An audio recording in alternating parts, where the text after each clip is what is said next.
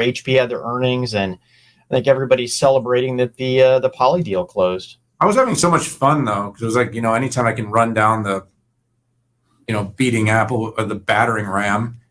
By the way, I'm doing that while using multiple Apple devices that I pay for. So I feel like I have more of a right as a consumer to be angry. Exactly. And I think if people actually just admitted it, no, chances are Amazon won't get enough credit for this, and Apple will never get proper credit for how. And anyway, all right. So, okay, going onwards. So HP, top line miss, bottom line hit. Last week when Dell reported, it actually had a somewhat solid PC number. And so, there's a lot of conflictive information, Pat. We had Intel basically come out with its early numbers. Well, actually, TSMC came out really early with great numbers. Then Intel came out and said rapid deterioration of demand for PCs. Then AMD came out and it was like, maybe not that rapid. It's a little bit rapid. And then Dell came out and you're like, wow, that's not bad. But Dell also drew down quite a bit of backlog to hit that number, then guided down. So we're like, okay, we're starting to feel this way. And then basically HP came in and said, all right, hold my beer. We're going to confirm what's going on. The market for consumer is slowing drastically, and the market for commercial is slowing less drastically, but overall PC demand is down. So on a year-over-year basis, HP was down. Having said that, they did hit on their earnings. So if you're kind of in this era of earnings are more important than revenue, then they did their job. Now, it wasn't all bad. HP did hit on their growth areas, their growth target areas. They're still seeing double-digit growth. They are still seeing some strength. I believe that workstations are actually performing pretty well for the business right now. And of course, a number of the other areas like print are seeing a bit of a slowdown. So, the numbers, Pat, there wasn't a ton in it other than hey, we've been saying consumers going to slow.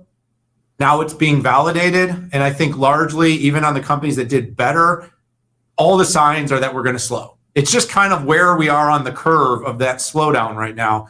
And so, as much as I'd like to say there's a ton, you and I had the chance to hop on. We talked to Enrique Lores, CEO of HP. We got to ask him some questions.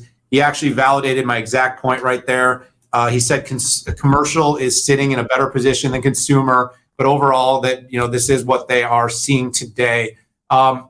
It looks like they guided down a bit as well. They had to pull back on guidance. So not necessarily a great earnings moment, in this current state, but it is really pretty fair as to what everybody is seeing happening.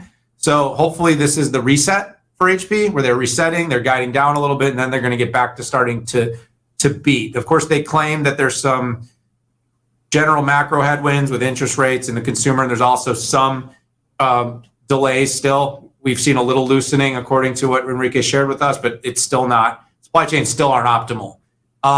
The only other thing is, the company has been pretty aggressively doing dividends and stock repurchases, which probably to some extent has been impacting how its share price has stayed up throughout this whole thing. But again, we're not equities guys. That's just a little bit of an outside assessment, Pat. And I'm going to turn it to you because this is the part I think is great, is the company did pull forward the acquisition and finalization of the deal to buy Poly. And so I won't say too much because I'm going to give you the oxygen on this one. But I thought that was a really good deal for the company. Poly's been in a bit of it hasn't seen rapid growth. And I think with HP, the two together have a synergy to meet this remote and future of work expectation. And I think this is going to be a really good thing for the company. Yeah, so the one thing I will comment on is on the earnings is that HP is losing market share in areas overall. Dell really stole the quarter, I think, from everybody in terms of how it did. And again, these are just using facts here. I mean, the client group at Dell was up 35% year on year. Lenovo was down, and HP was down.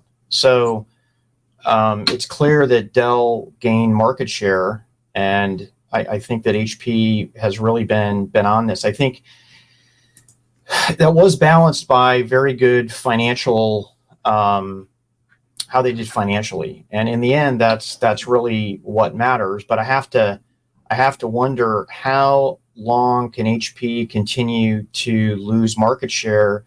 They're very similar in unit market share to Dell right now, and Dell really doesn't participate a whole lot on a unit basis in consumer. They really try to focus on the high end. So that's what I'm going to be looking for as we go into the future here.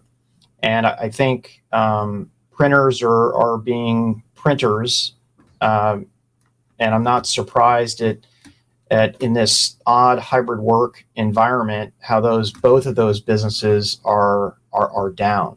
On the Poly front, let's kind of talk about that. I mean, I love this acquisition, and Daniel, I think I've told you this before. I recommended to every one of the big PC folks that they go and buy Poly. Why?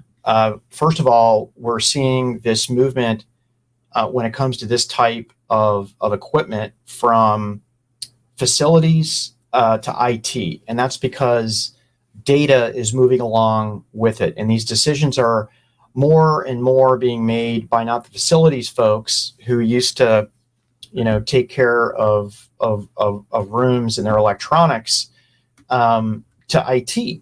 And also Poly uses industry standard components like Qualcomm processors and Android operating system to achieve to achieve what they want to achieve.